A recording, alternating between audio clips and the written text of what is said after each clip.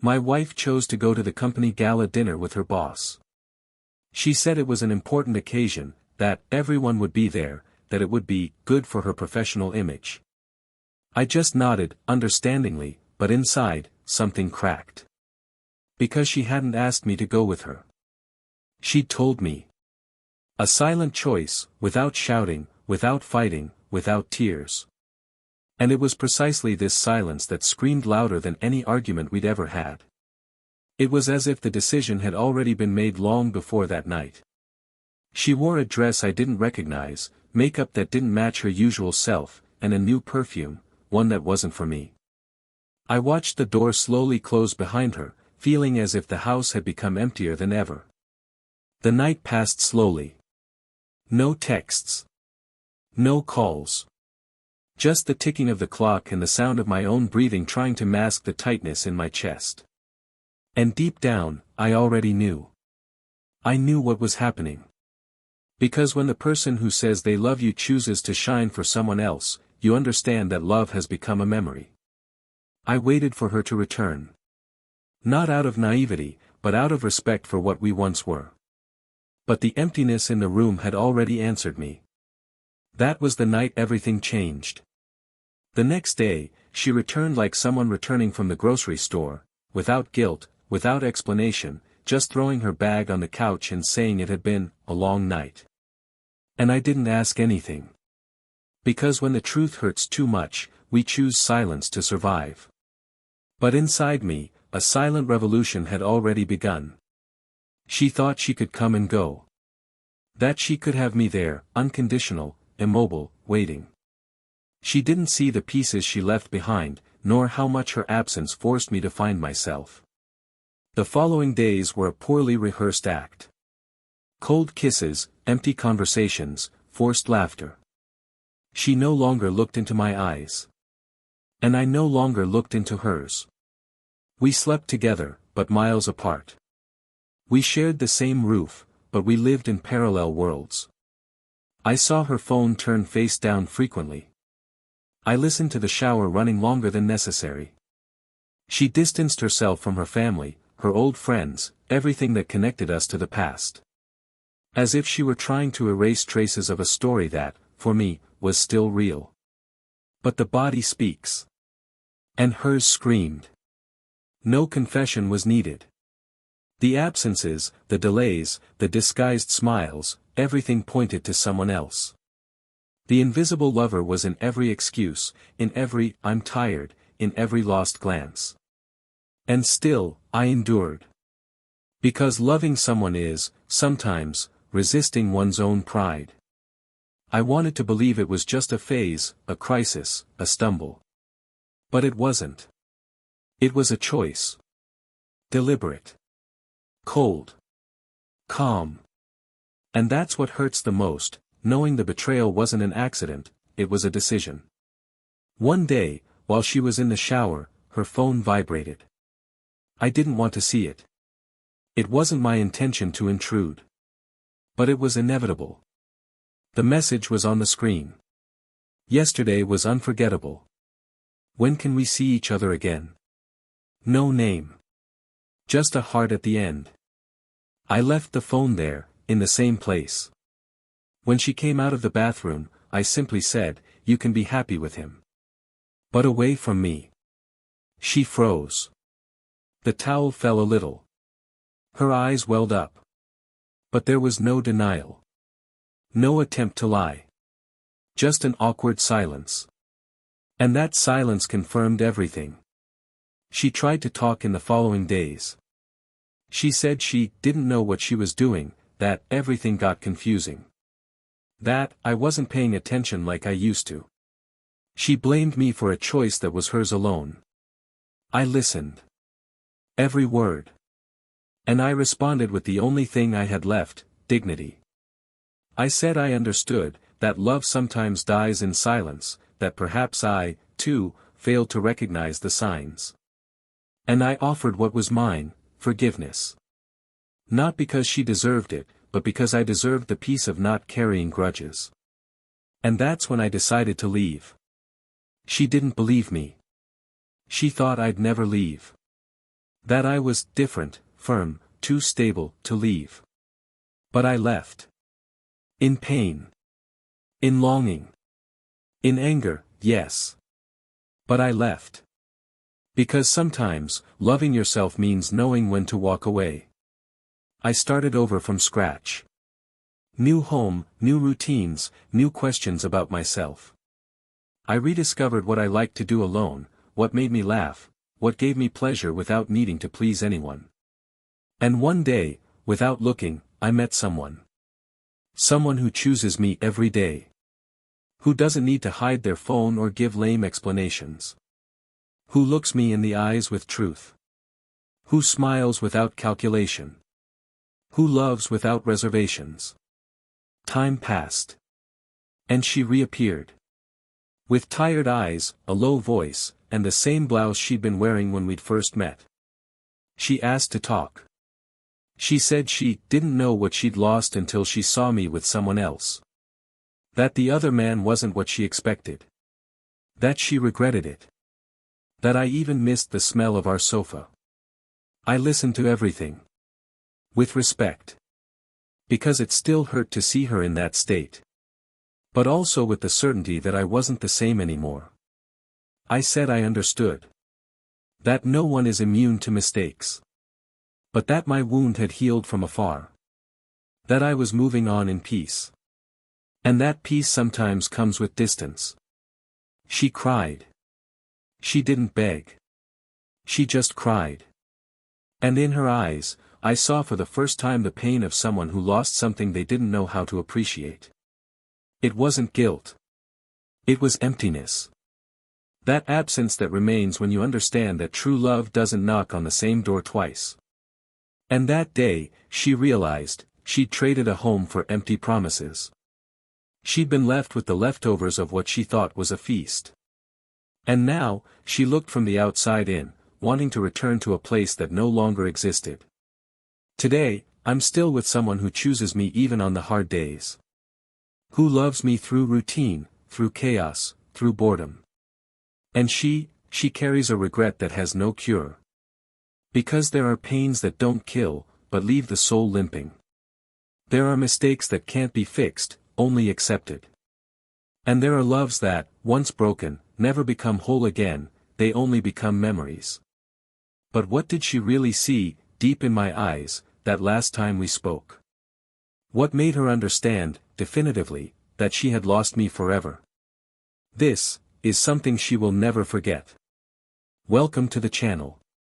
Here, betrayal will never be romanticized, on the contrary, it is portrayed for what it truly is, a choice that hurts, destroys, and leaves deep scars. All stories are fictional, but the feelings are real.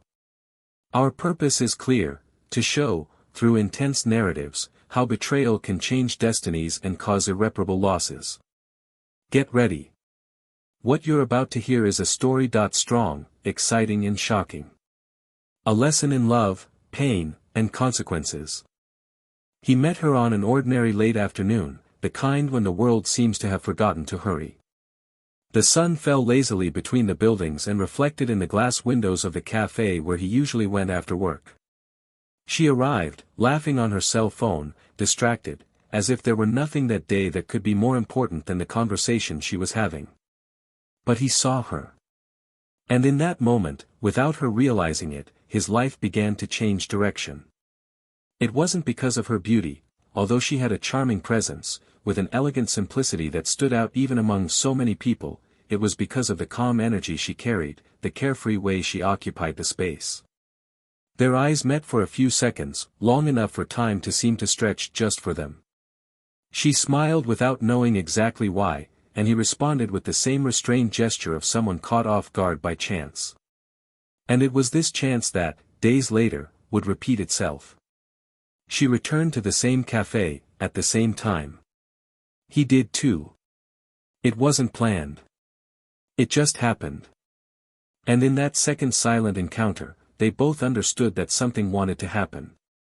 His name was Daniel, and he possessed a rare kind of kindness, the kind that isn't performative, expressed in simple gestures like pulling out a chair, paying attention to every word, remembering details people often forget.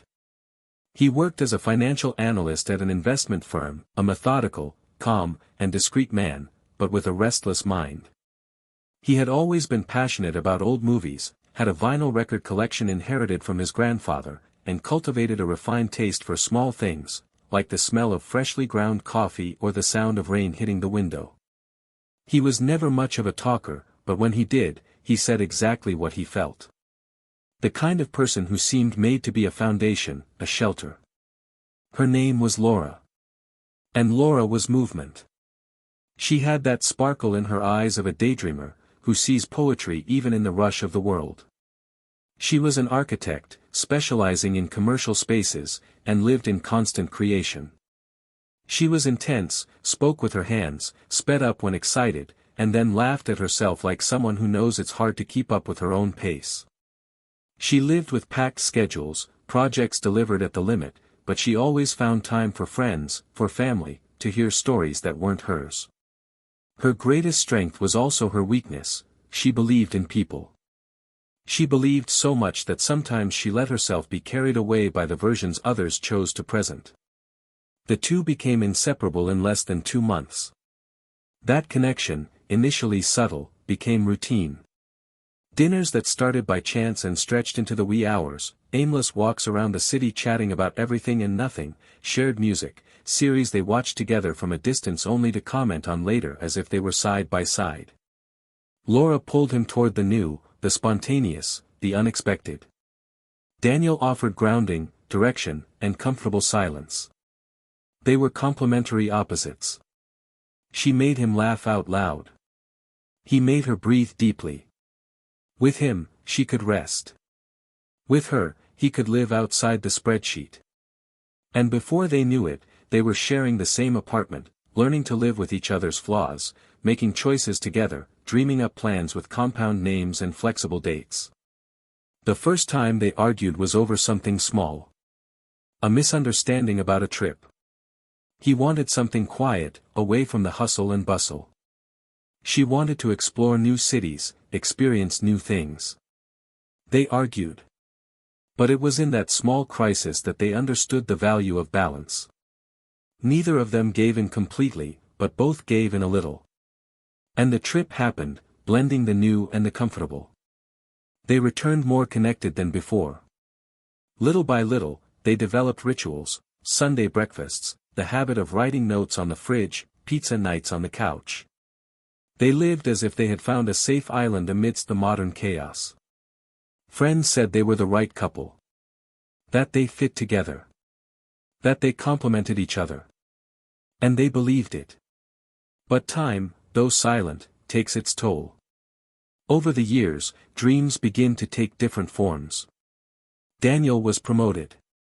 He began working longer hours and getting involved in major projects. He wanted stability, comfort, and security. Laura, for her part, entered a frenetic creative phase. She participated in events, fairs, and exhibitions. She was invited to join a renowned architecture team that demanded more dedication, more visibility, and more social presence. Schedules began to diverge. Priorities did too. It wasn't abrupt. It began subtly. Dinners were cancelled, birthdays forgotten, conversations rushed. Each pulled in a different direction, unaware they were stretching the thread that bound them together. Despite that, they remained there. Present. Together. Laura still threw herself into his lap when she arrived tired. Daniel still made a point of having coffee ready when she woke up. But something had changed. And neither of them could explain what. Maybe it was just the weight of time. Maybe the sum of the little things.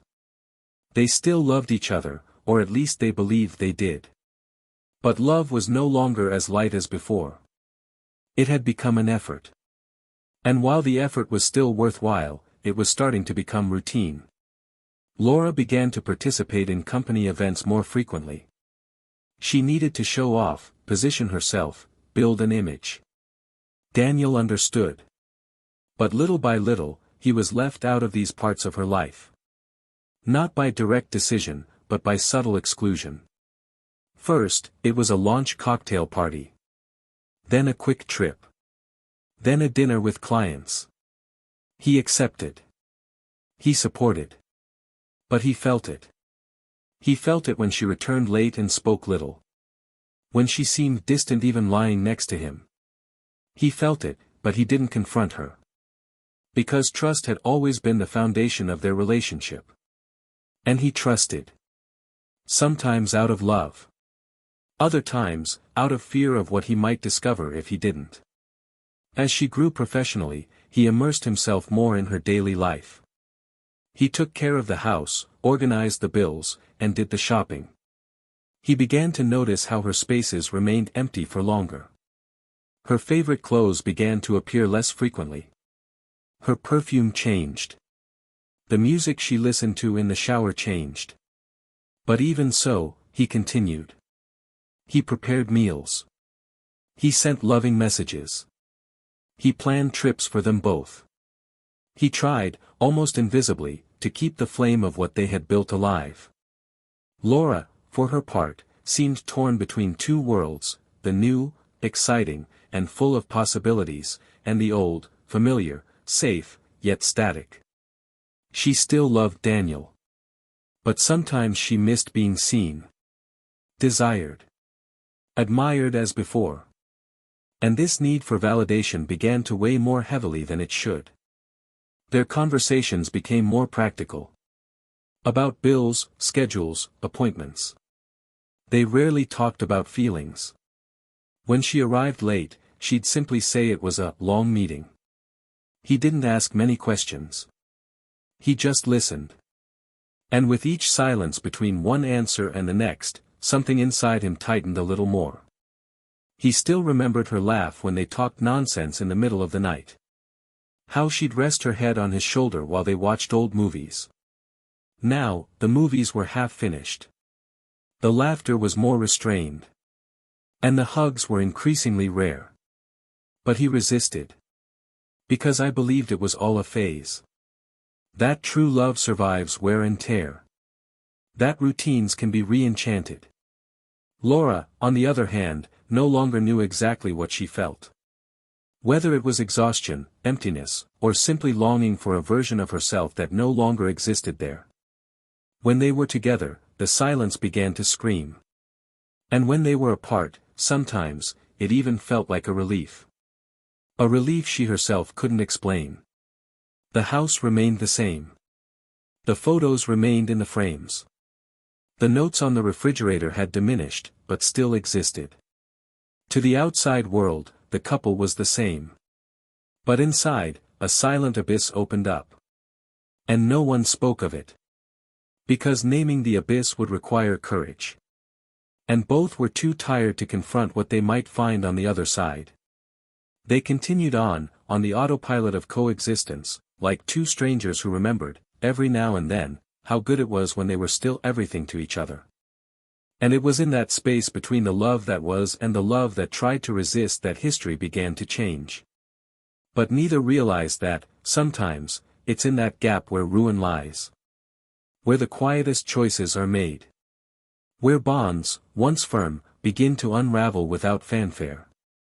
And when they realize it, it's already too late to tie up what time, little by little, has untied. Daniel began to notice that the silence was taking up more space than any conversation between them. The apartment remained tidy, tasks continued to be shared, commitments were being fulfilled, but there was a weight in the air, an unspoken absence that hung between them in every daily detail. Laura was spending more time away, saying they were unavoidable commitments, important meetings, strategic dinners. And he, most of the time, believed her.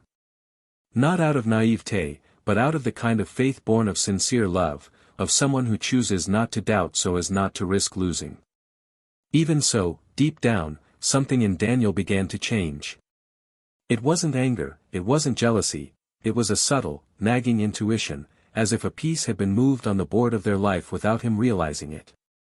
The messages between them became shorter. The "I love you" that had once been spontaneous now seemed formal. When he asked how her day had been, he always heard the same answer, tiring, but everything's fine.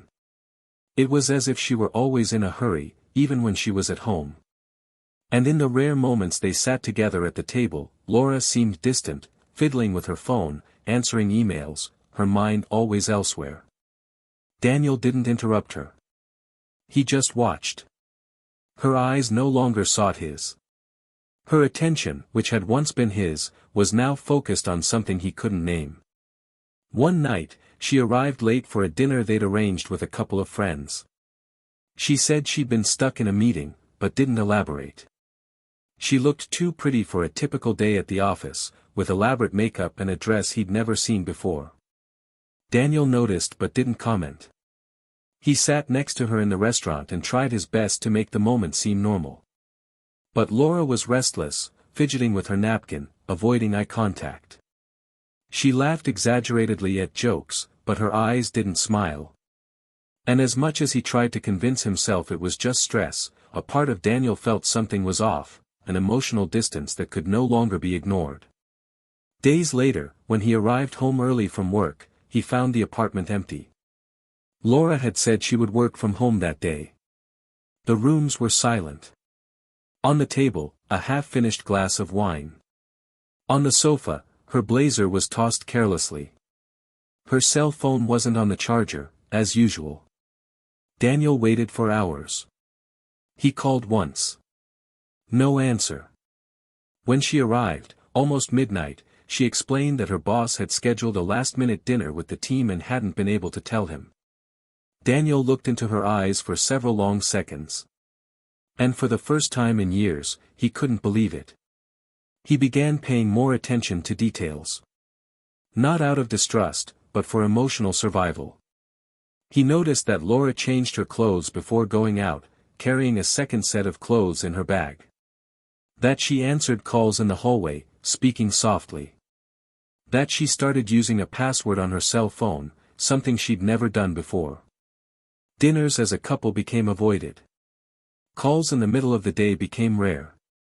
And when they were together, it was as if there were an invisible barrier between them, an absent presence, a love that breathed through devices. One rainy morning, Daniel woke up to an empty bed. He went into the living room and found her sitting in the dark, staring out the window. He approached silently, touched her shoulder lightly, and asked if everything was okay. Laura took a few seconds to respond. She said she just couldn't sleep, that she had a lot on her mind, that she was tired. He offered her tea, but she declined. They sat side by side for a few minutes, without saying a word. Her breathing was labored, as if she were struggling to keep something inside. But she said nothing. Daniel respected the silence. It was the only gesture that still seemed appropriate.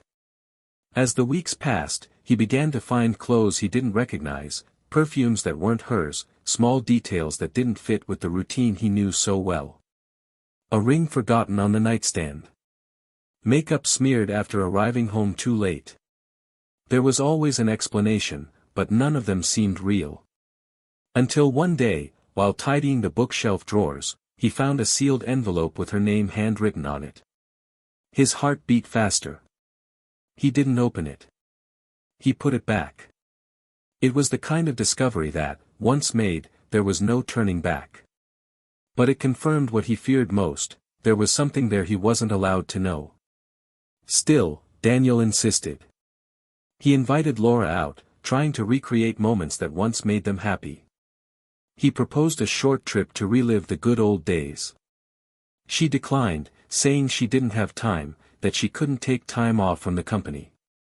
She tried to reschedule the date, citing commitments. Daniel pretended to understand, but deep down, he felt increasingly invisible in his own story. One weekend, while they were organizing the closet together, a necklace fell out of her coat pocket. It was delicate, the likes of which he'd never seen before. He asked casually, trying to hide his unease. Laura hesitated for seconds that felt like minutes, then replied that it was a gift from a friend, something old she'd found again. Daniel smiled awkwardly. He didn't press the issue. But that hesitation was enough to cut through him like a blade. Laura's body spoke louder than her words. And her body trembled. The following Monday, Laura announced that she was having a company gala dinner. She said everyone would be there, that it was important for her image. Daniel, as always, was supportive. He asked if she wanted him to go with her. She said no. That it would be better to maintain a more professional demeanor, that her boss had invited her to go together out of convenience and formality. She said it matter-of-factly, but Daniel understood the message. And in that moment, it wasn't what she said that hurt, it was what she chose not to say. On the night of the event, he prepared dinner anyway. He left the table set, the candles lit, the wine carefully chosen. She left first, in a hurry, wearing a new dress, high heels, and a sparkle in her eyes he hadn't seen in a long time. It wasn't for him. When the door closed, Daniel stood there for a few minutes, staring at the doorknob as if it could undo everything. But she didn't return. And he, alone in that room, understood that her absence wasn't momentary. It was permanent. The hours dragged by. He waited. He watched the wine cool, the food lose its aroma, the candles melt until they went out on their own. He didn't call. He didn't text. He just waited. Like someone watching a dream crumble in silence. When she arrived, the clock was almost 3 a.m. She was carrying her shoes, her eyes downcast, and the scent of a perfume she didn't wear when she was out with him. She tried to smile, but the expression didn't reach her eyes. She said it had been a long night, that the event was delayed, that the traffic was unbearable. Daniel just nodded. He said nothing. He went to sleep. The next morning, there was no good morning kiss. She left early, but he stayed. And that day, Daniel sat on the couch and stared into space. It was the end. There was no more room for doubt. Their love had been wounded by something unsaid, but felt in every gesture. And he, tired of waiting for explanations that would never come, began to withdraw into himself. Not out of anger, but out of self-preservation. And it was when he least expected it that confirmation arrived. A forgotten detail, a slip-up that could no longer be ignored. The betrayal, until then only intuited, now presented itself in all its rawness. There was no longer any doubt. She had crossed the line.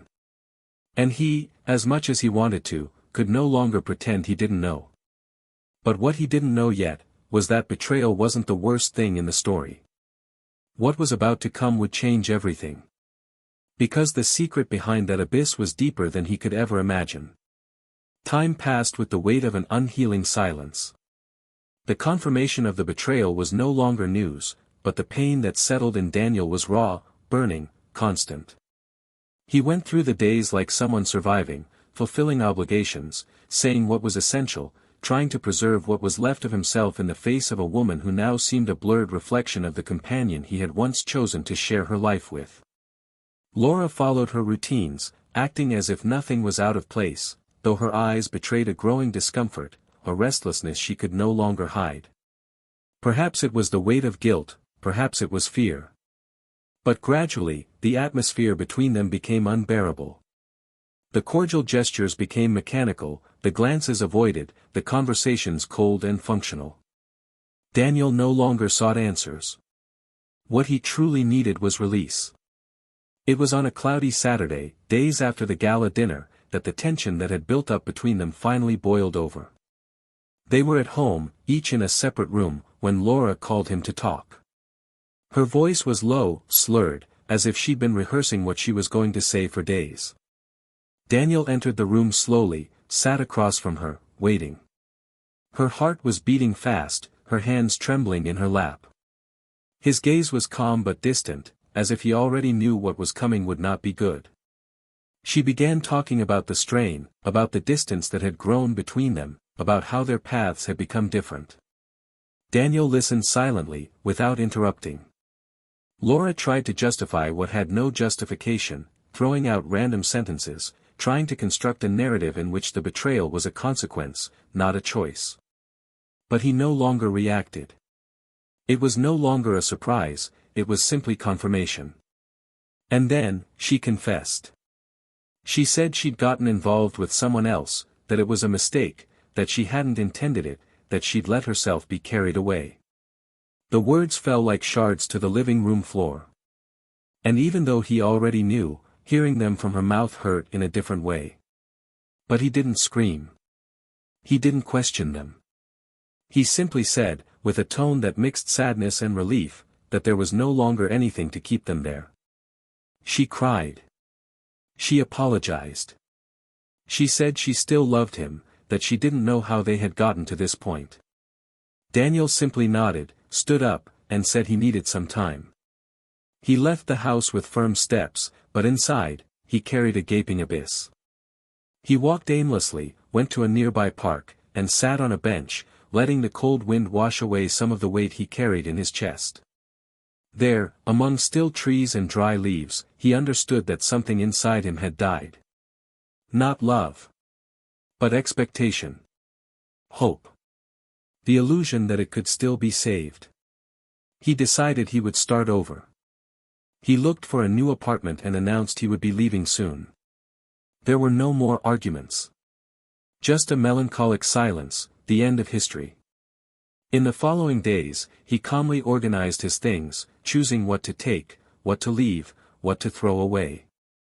Meanwhile, Laura watched everything with moist eyes and an expression of someone who wanted to stop him but didn't know how. The day before the move, she asked to talk again. She said she needed to say something, that there was more. Daniel took a deep breath. He thought nothing could surprise him anymore. But then, she revealed the secret that would change everything. He said there was something he needed to know. That the betrayal, despite everything, wasn't what destroyed her most. That the real impact came later.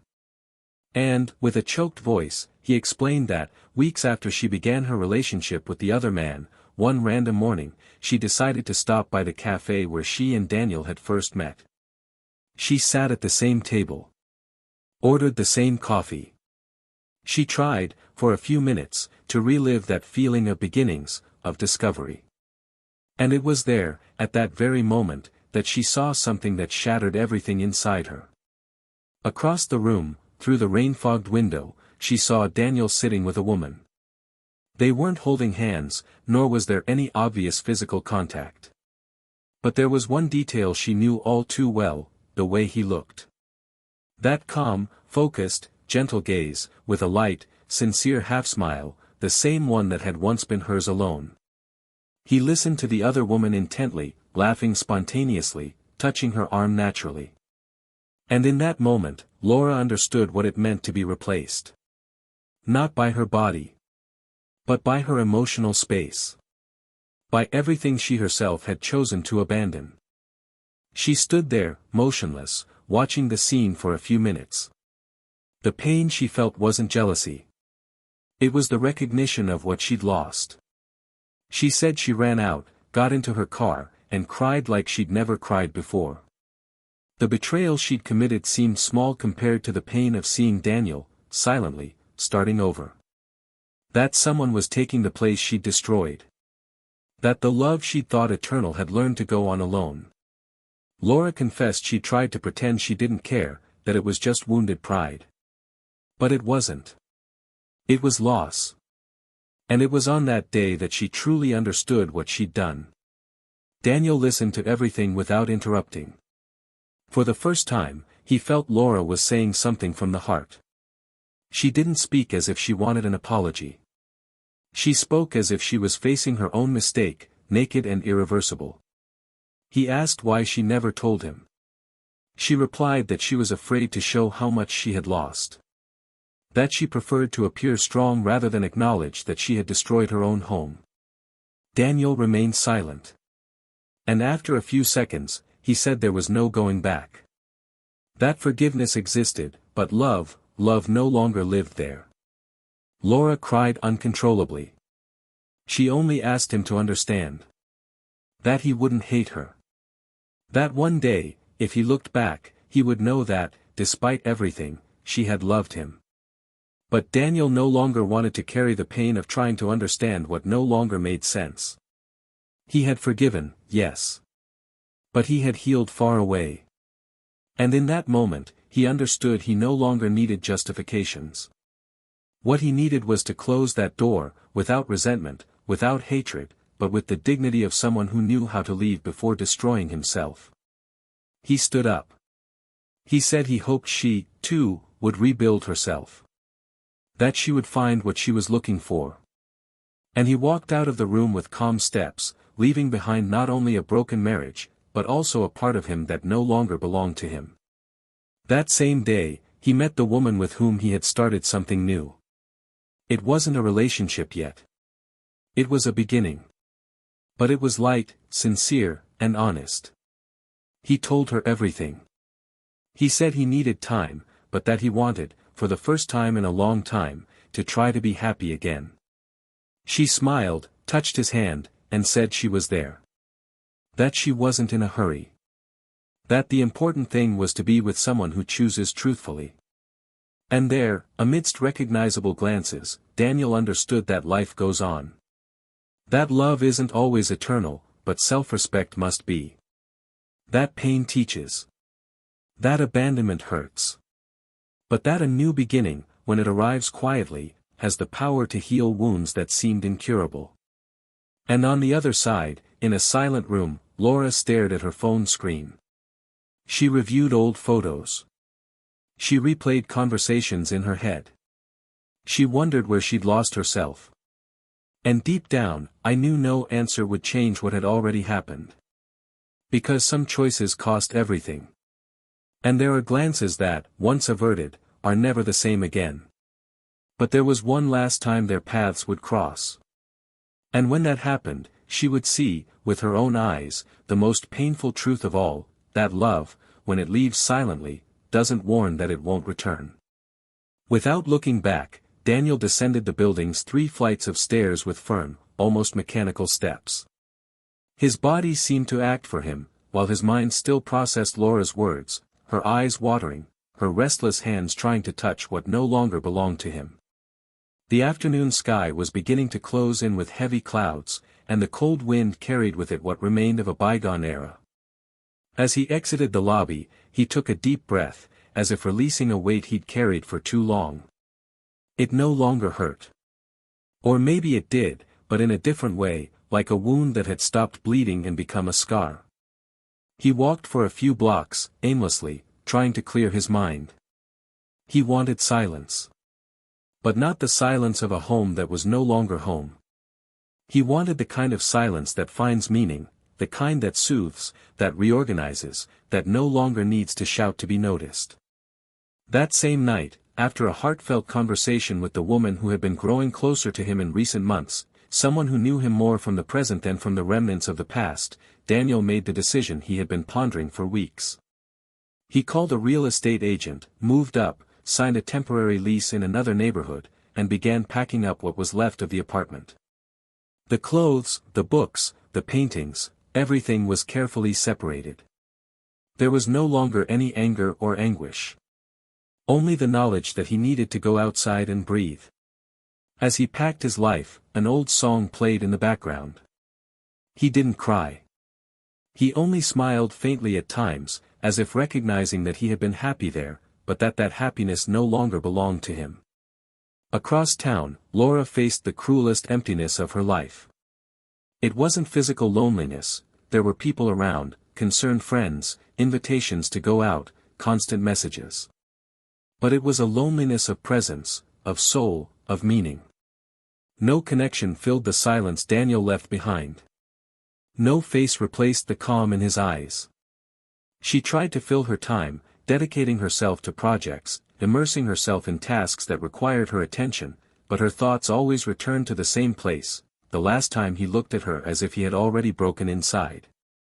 It was a look that hurt more than any scream.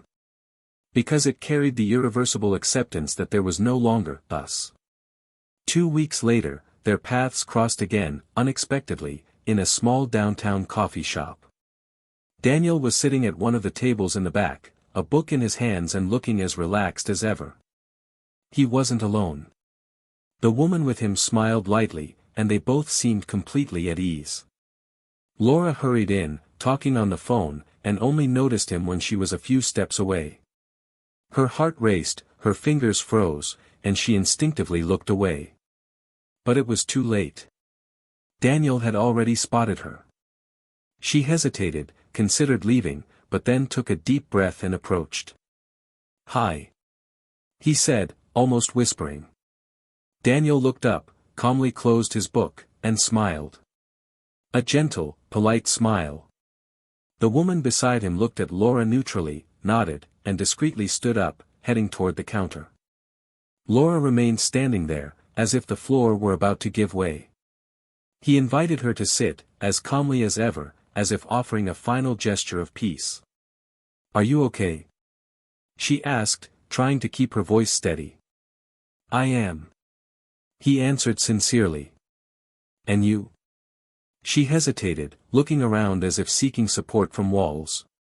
"Trying," he said, with a sad laugh, "but I confess that it's been more difficult than I imagined." Daniel remained silent for a few seconds. There was no judgment in his gaze, but neither was there the warmth that had once welcomed her. "I know," he said finally, "it's not easy when we realize the size of what we've lost." Laura swallowed hard. That hurt, but it was true. "I saw you here once, with her," he confessed. "I couldn't get in. It was that day that I realized you were no longer mine." "I was never a possession, Laura," he replied softly but firmly. "I was with you. All the way. Until the last moment I was welcome."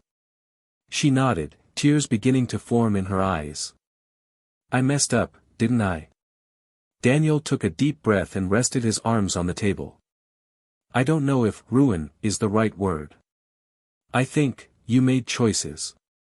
And every choice has a price. And sometimes it's too loud," he added, his voice breaking. "Yes," he replied, "sometimes we only understand when we can no longer go back." A thick silence fell between them. She looked at him as if begging for a chance she knows won't come. He looked at her as if respecting the pain of others, but having learned to respect his own peace. "Does she make you happy?" he asked, almost in a whisper. Daniel smiled slightly, not triumphantly, but serenely. "She chooses me every day. And that, after all, is what I value most today." Laura tried to smile, but couldn't. The tears flowed uncontrollably. He pulled out a napkin, handed it to her gently, and stood. The woman with him was already approaching, and he greeted her with a discreet kiss on the forehead. Laura waved goodbye. She left the cafe quickly, her face still wet, her chest aching. In the following days, she wrote a letter. Not with the intention of winning him back, but to somehow seal it away. She told him everything, the memories, the regrets, the small daily deaths of those who chose wrongly. She delivered it to the concierge of his new building, without any additional notes, without any formal signatures. Daniel read it that same day. He cried. Not from longing, but from liberation. Because, as he read each line, he was certain that everything he'd experienced was real, was beautiful, but that love, when left untended, dies, even if it's great. Months passed. Laura reinvented herself. She rediscovered herself in her own passions, in what she left behind when she lost herself. She never spoke to Daniel again. But sometimes, she saw him on social media, smiling in candid photos, in landscapes that once belonged to them both. It was a silent pain, but also a vivid reminder of what you lose when you betray not only another person, but yourself. Daniel continued his life alongside someone who knew how to love him without deviation, without question, without hesitation. He found not a substitute for the past, but a future that didn't need to be healed every day. And in each small, everyday choice, he found what had been most missing before, reciprocity. And so, between the goodbye that wasn't said aloud and the choices that cost them dearly, they both learned the hardest lesson of love, that when trust is destroyed, what's broken isn't just the relationship, it's the very place where one could return. And there are pains that time can soothe, but it never returns what the heart lost the very moment it was exchanged. Laura spent the following months living with a feeling that not even time could dilute, that of having been the author of her own demise. It was no longer a matter of longing, nor desire, but of a painful and irreversible awareness that everything she could have experienced with Daniel now belonged to a parallel reality where she was no longer welcome.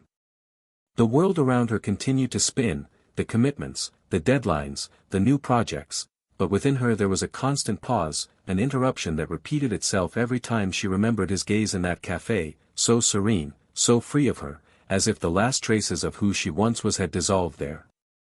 She tried to carry on, it's true. She went out with friends, maintained a semblance of normality in front of her family, diligently cared for her image, perhaps in a desperate attempt not to appear broken. But there was a fracture. And this silent fracture manifested itself in the little things, in the way she took so long to respond to messages, in her indecision when faced with invitations, in the prolonged silences amidst trivial conversations.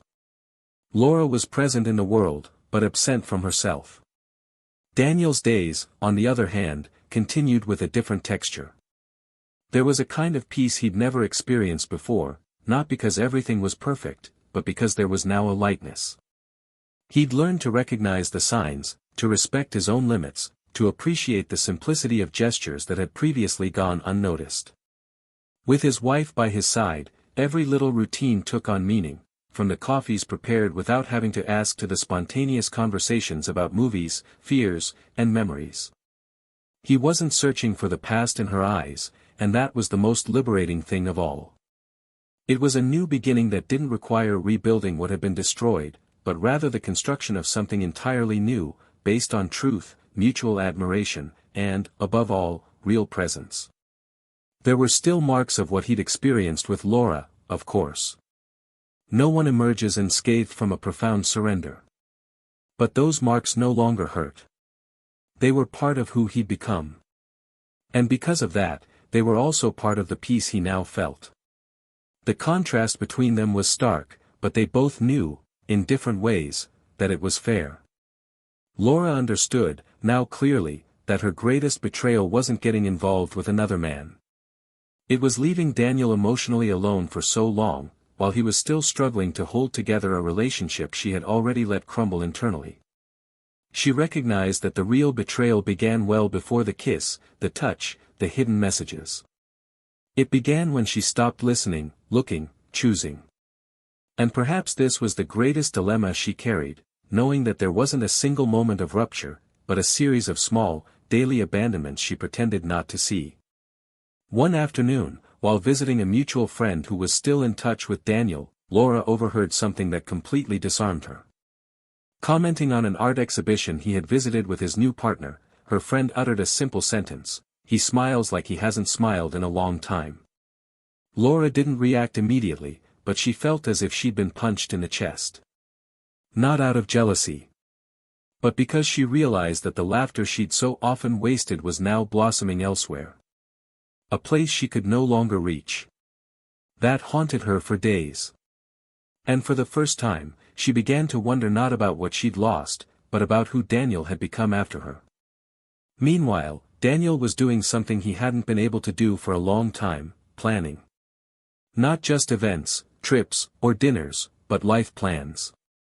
He was thinking about changing careers, maybe even starting his own business. He felt strong enough to take risks again. No longer on impulse, but consciously.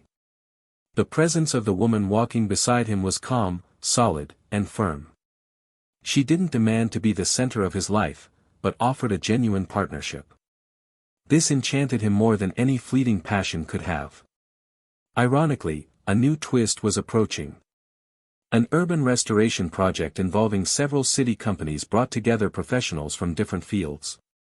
Laura, due to her experience, was invited to lead one of the architectural projects. Daniel, in turn, had been invited as a financial consultant for one of the sponsoring groups. When the names were announced, shock was inevitable. Both hesitated, but knew they couldn't refuse professionally. The city was big, but the market was small, and maintaining composure had become, more than ever, a matter of dignity.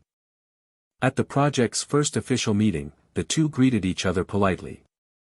Their colleagues didn't notice any apparent discomfort. She wore a forced serenity. A maturity that surprised her. During the presentation of the project's goals, their eyes met only a few times. But during a pause, while waiting for coffee to be served, they were alone for a few minutes. It was Laura who struck up a conversation, with a shy lightness. She commented on the city, the unexpected heat that month, the hustle and bustle of the streets. Daniel responded naturally, but without opening up more space than necessary. Until she asked, almost in a tone of thinly veiled confession, if he still thought about her. Daniel didn't hesitate. He said he did. That certain people, even when they don't stay, leave permanent marks. That he remembered the good times, the trips, the Sundays on the couch, the long conversations about everything. But he also said, with the same calm, that he remembered even more the silence, the absence, the feeling of fighting alone for something they should have protected together. Laura listened without replying. She knew any attempt to soften the blow would be unfair. So she simply thanked him for being honest. And in that moment, she understood that he didn't hate her. Which, in a way, hurt even more. Because the opposite of love wasn't hate. It was the serene indifference that now existed between them. At the end of that week, Daniel received a message from her. A brief text, without drama, without demands. It simply said that she hoped he was truly happy. That he deserved to be chosen. That he deserved to smile without carrying any weight. He read it in silence, without responding. He kept the message, not out of attachment, but out of respect. And he moved on. He continued the project, stayed focused, returned home, and that night, beside the woman who was now part of his life, he recounted what he had experienced. She listened attentively, held his hand firmly, and said, "You're not there anymore. I see it in your eyes."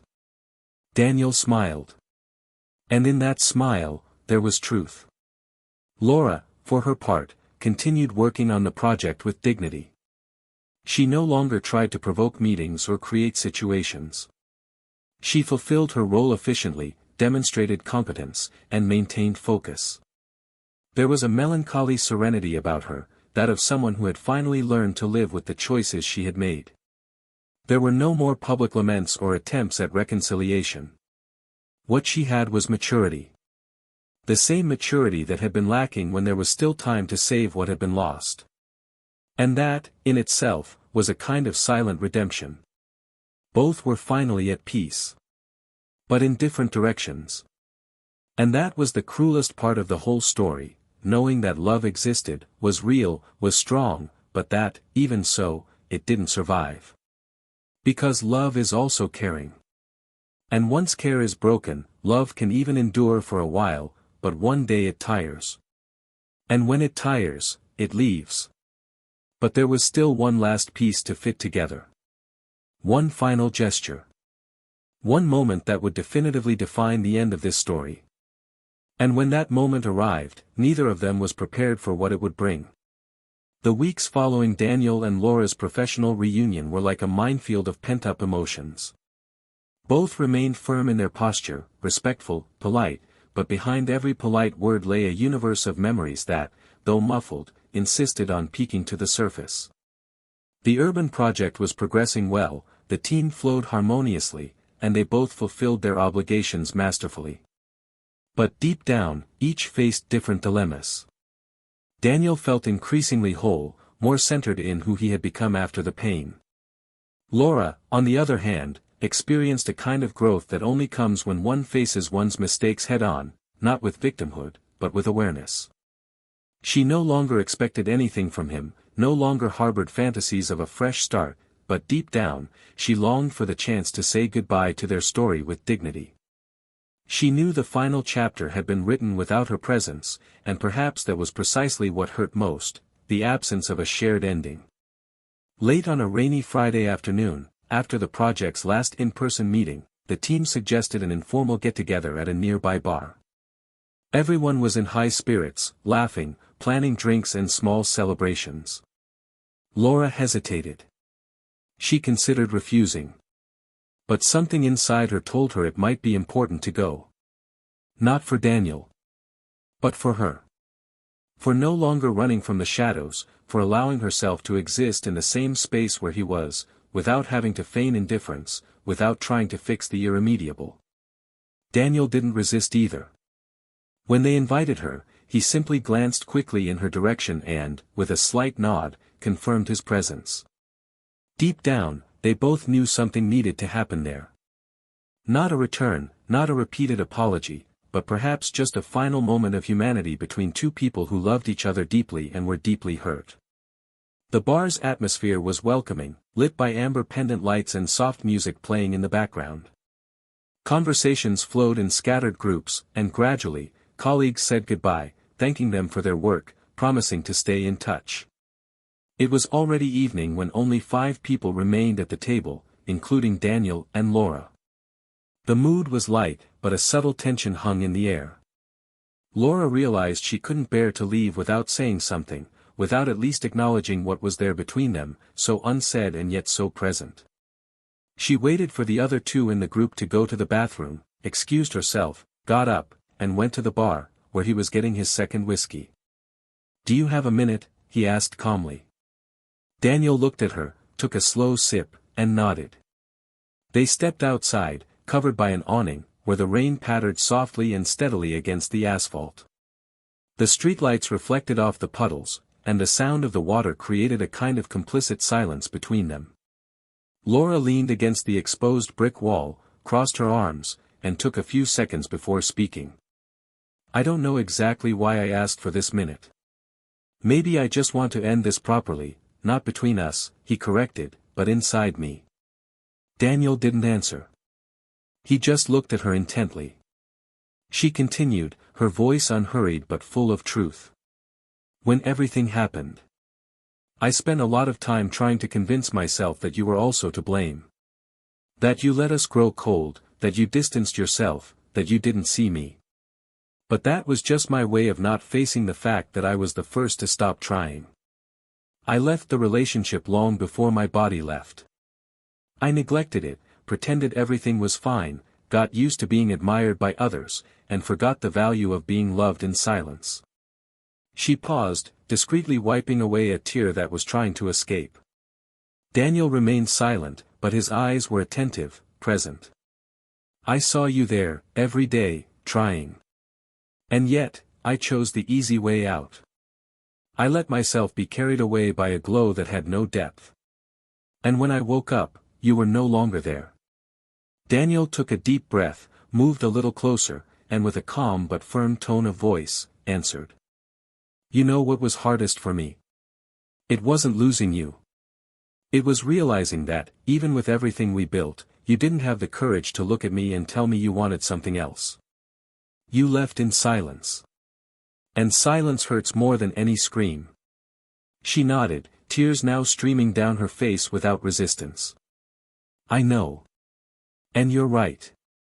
I destroyed the place where we were safe. And the worst part is that now, after everything, I understand the value of that. But it doesn't make any difference anymore." Daniel took another step closer. "Not with anger. But with the calm of someone who has made peace with their past. It makes a difference to me. Knowing you understood. It doesn't change how I feel today, nor what I've built with someone else. But it gives me relief. Because I didn't leave hating you. I only left because I understood that continuing would be violating myself." The two stared at each other for a long time. The rain fell steadily, a background soundtrack to a silent goodbye. Laura leaned a little closer and, in a low voice, asked. "Do you forgive me?" Daniel didn't answer right away. He looked up, as if searching for words in the dark sky, and then turned his eyes back to her. "I forgave a long time ago. But forgiving isn't forgetting. And it's not always about making room again. Forgiveness was my final point." Laura closed her eyes for a moment, smiled sadly, and whispered, "Thank you."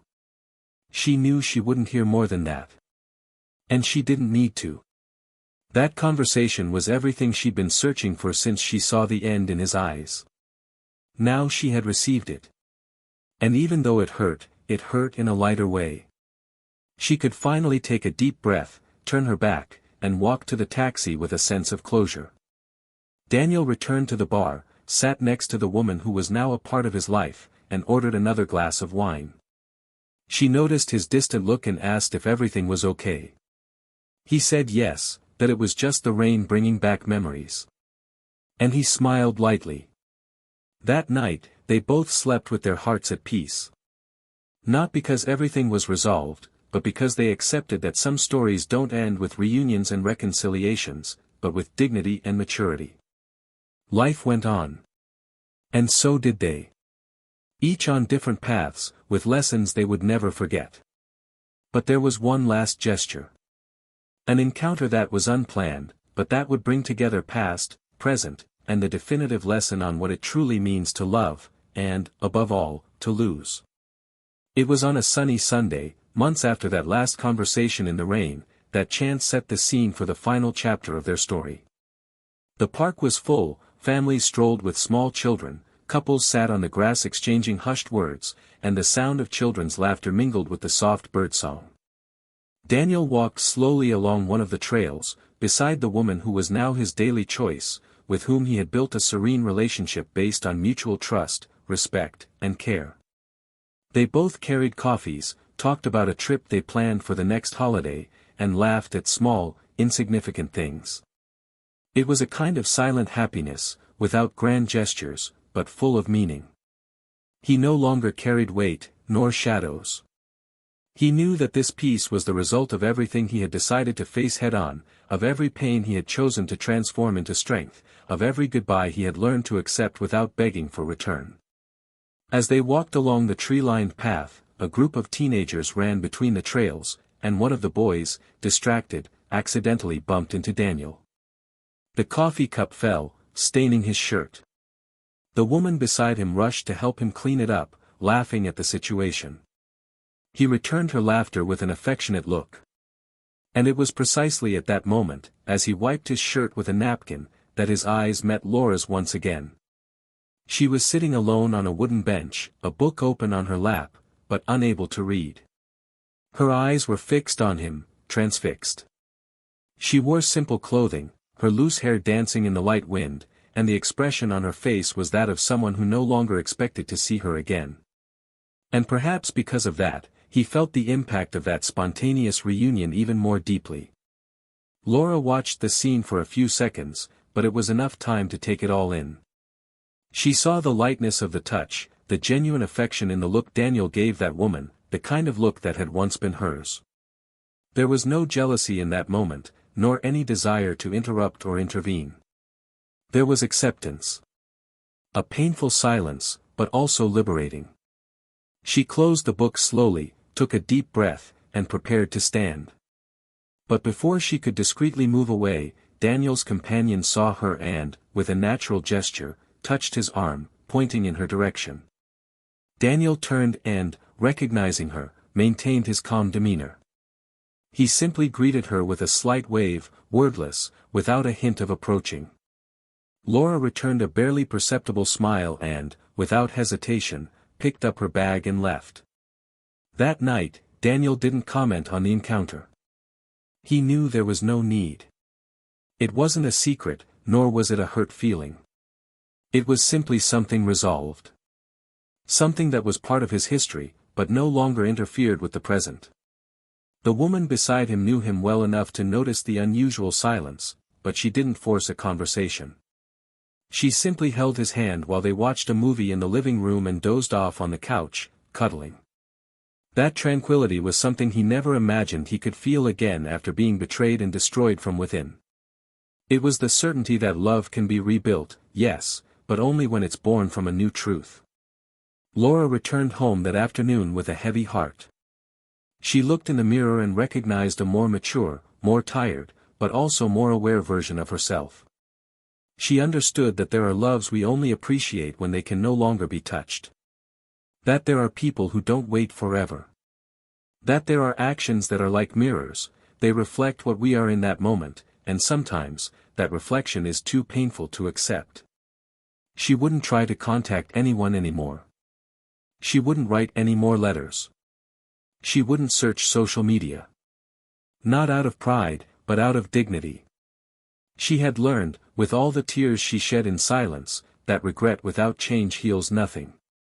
And that Daniel had forgiven her, yes, but he had moved on with another life, another woman, another story. And she needed to do the same. In the following months, Laura did something she'd never truly done before. She dove into herself. She started therapy, reconnected with old friends, and revived hobbies she'd abandoned.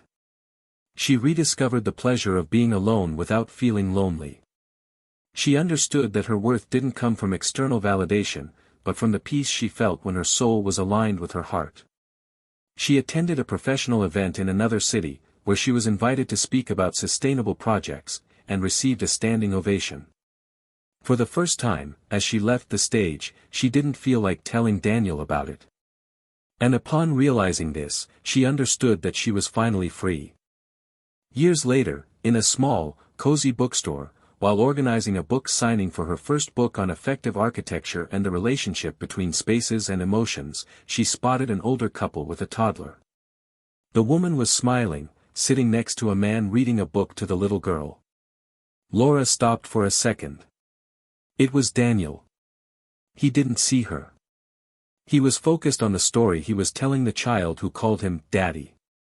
The woman with him held a bag of children's books and, with her eyes, conveyed a calm, deep love. Laura smiled. Not bitterly, but gratefully. That he had found happiness. And that she, now, was whole enough to only wish him well. Back at the signing table, she wrote on a reader's copy, "Sometimes the end of a story is just the beginning of a reunion with ourselves." And she signed it with serenity. She was no longer the woman who ran from her own pain. She was someone who had lived, made mistakes, lost herself, but, above all, learned. Daniel, in turn, lived with the woman he chose with a pure heart. They had a daughter. And he made a point of being a present, sensitive, involved father. He taught his daughter about respect, truth, and, most importantly, the importance of never turning your back on someone you truly love. He never spoke ill of Laura, never harbored resentment. He simply let time put everything in its place. And it did. This story ends with two distinct but equally necessary destinies. A man who chose to heal and was able to rebuild his life with dignity. And a woman who had to face her own reflection to finally free herself. There was no fresh start for two. But there was, indeed, individual redemption. Because life, however hard it may be, always offers a chance for rebuilding, but only for those who have the courage to face the consequences of their own choices. And now tell me, what did you think of this story? Comment below. I want to hear your opinion. Have you ever experienced something similar or know someone who has? Subscribe to the channel now so you don't miss any more stories like this. Every week, a new realistic, profound, and emotional plot. And before you go, take this thought with you: betrayal doesn't just destroy the other person, it destroys love, trust, home, plans. It turns promises into silence, turns laughter into memories. To betray is to lose more than you can imagine. It's to trade what's certain for emptiness. What's true for the moment. And there's not always time to go back. This channel does not support any kind of betrayal. Here, we show the consequences. Because the truth is simple: those who love, care. Those who choose, stay. And those who betray, lose.